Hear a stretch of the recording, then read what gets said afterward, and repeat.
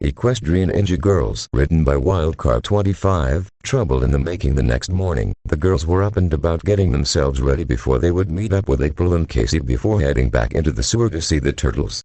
As Twilight was straightening her hair out, she looked down at Spike. "Oh, Spike, I hope I'm doing the right thing by letting them know why we really came here." "Twilight, if you kept this to yourself you'll only put Leo and the rest of the turtles in danger," Spike explained. "I don't know when this vision of yours will happen, but as long as we're all together we can face anything thrown at us, right?" Twilight smiled and scratched behind her assistant's ears. "You always know what to say, Spike." "That's what I'm here for," Spike answered, as he enjoyed the ear scratches.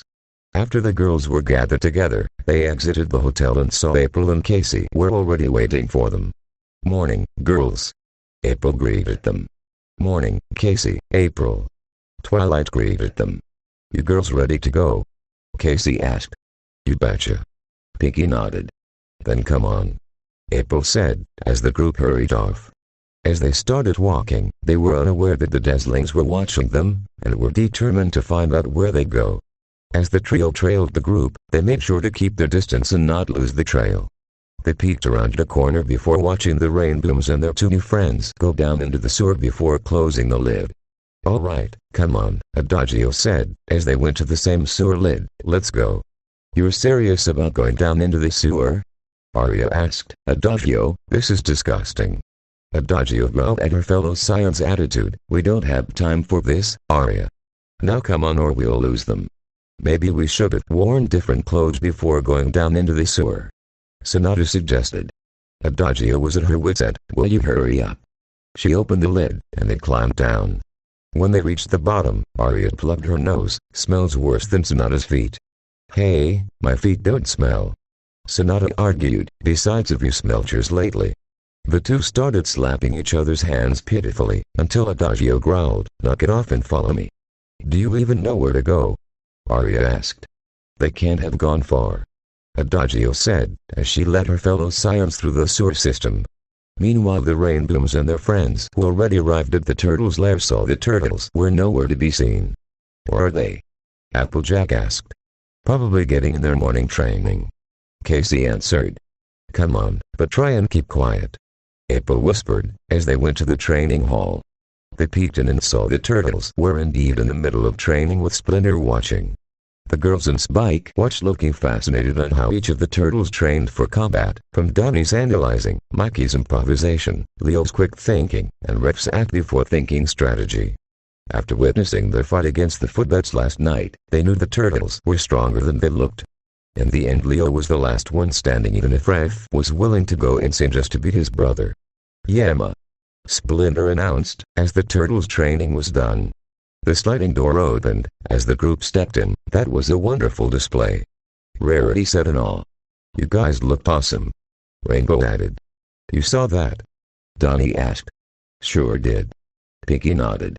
"Well, sorry I had to see Ref blow his top," Mikey joked, only to get smacked on the back of the head by Ref. "So what's up?" Leo asked. "Actually, Leo, there's something I need to talk about with you and your brothers," Twilight began. "What is it?" Leo wondered.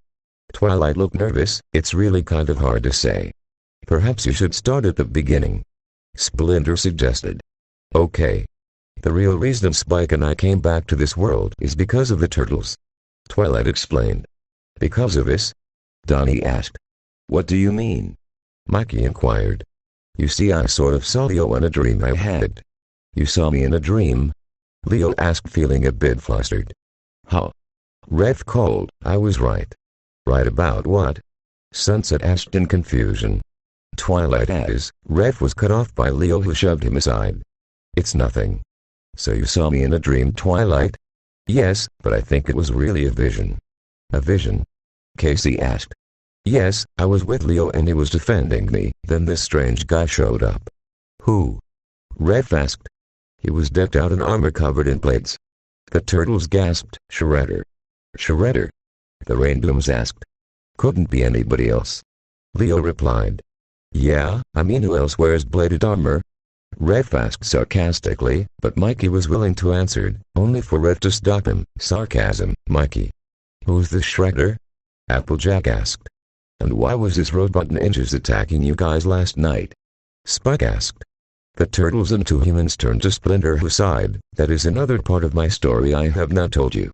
Well, we're listening now. Sunset said. Splinter began, the Shredder is in fact my old friend turned rival, Orokusaki. What? The girls gasped. The same man who killed your wife and took your daughter? Rarity asked. Yes. But Orokusaki wasn't always like this. He really was once my friend. Splinter explained. So how did someone who was once your friend turn into a villain? Pinky asked, while Sunset, being an expert on going back, knew it wasn't going to be pretty. Was it merely all because of your wife? Rarity wondered.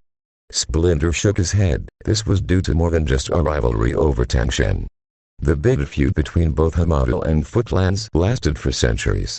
Orokusaki was the son of the enemy, but he was just a child when the Foot Clan fell. My father took him in and gave him shelter. The both of us were raised as brothers and rivals in all things as brothers are. Unfortunately, our rivalry turned bitter when we met Tangshan. Jealousy turned to anger when Saki learned of his true heritage.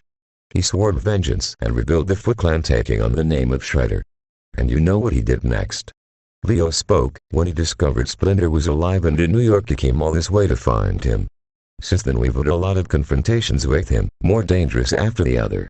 What else did you see in this vision, Twilight? Splinter wondered. Yeah, what was Shredder doing? Donnie asked. He didn't do much, but he wasn't alone. He had two mutants of his own with him, but the real issue is he had enemies of our own with him. Twilight answered. Your own enemies? Leo asked. Who were they? April asked. A trio of girls known as the Dazzlings. Sunset answered. Dazzlings? Mikey asked. Doesn't sound like an evil group to me. You'd be surprised, Mikey. Applejack replied. The truth is the Dazzlings aren't from this world at all. Twilight explained. More ponies? Casey guessed. No, they're sirens. The princess answered. Sirens? The turtles asked. You mean the creatures who use their melodious voices to lure sailors to their doom? April asked. Sort of, but the sirens in our world are different. Twilight answered. What do you mean? Donnie asked. Twilight explained. Over 1,000 years ago in Equestria, the sirens roamed Equestria, spreading disharmony among ponies with their singing. They fed off the ponies' negative energies to make their voices and magic more powerful with the intention of conquering Equestria. They were banished by Star Swirl the Bearded to this world, where he surmised they would do no harm since there would be no magic here. I'm going out on a limb and say that plan backfired in a way. Rev guessed. Yes, and I'm the one that caused it when I brought Twilight's crown to this world. Sunset said in shame. To another story. Mikey cheered as he got comfortable. So the Rainbooms told them the story about the uncensored version of the Battle of the Bands contest that they hadn't told April and Casey. When they were finished, the turtles, April, Casey, and Splinter looked concerned. Dude, that was hardcore. Mikey said in shock. I know, and somehow the Dazzlings have gained the magic back and will be in cahoots with your enemies. Twilight spoke. You don't think that's already happened yet? To you, Sensei? Leo asked. I cannot be sure, but if these events are true, then I fear the city may be in for trouble around the corner. Splinter spoke, as the group were concerned. Back with the Dazzlings, they were wandering the sewers aimlessly. We've passed that same sign already. Arya said in frustration. For realsies, because it looks different. Sonata said. You are so blind. Arya rolled her eyes. I'm not. R2. Will you both shut up? Adagio snapped, until they were suddenly surrounded by footbeds who dropped from the ceiling. Sonata shrieked, we're gonna die. She clung to Arya, who tried shutting her off. Footbeds, stand down. Came a voice. The trio looked, as the robots made room for a teenage girl to approach. They saw she was dressed in armor and black, making her look like a ninja. They're not who we're looking for, she told the robots who stood down. She motioned to the trio, you three shouldn't be down here. You could get lost. Thanks, we'll keep that in mind. Sonata thanked her. Footbeds, let's go. The girl said, as they were about to leave, until Adagio stopped her. Wait. The girl turned around. What is it? She asked firmly. The ones you're looking for, they wouldn't happen to be four walking talking turtles? The lead siren inquired. The girl was taken aback. How do you know that? Arya answered, we saw your bets fighting the freaks last night. I see. The girl crossed her arms. And some girls were also looking for wisdom. Sonata added. What do you mean? Adagio spoke. Before we continue, what is your name? I am called Kara. Well, Kara, my name's Adagio, and these are my friends Arya and Sonata. Arya gave Kara a dry look while Sonata smiled and waved innocently. If you have nothing worth telling me, I'm leaving. Kara said, about to leave again, but Adagio once again stopped her. Actually, I believe there may be a way we can help one another. Really? Kara asked skeptically. Oh, yes, but first why don't we go topside so we can tell you a little story? Adagio suggested with a smirk, as Kara's curiosity got her interested. Thanks for watching, and if you enjoyed the video make sure to like and leave a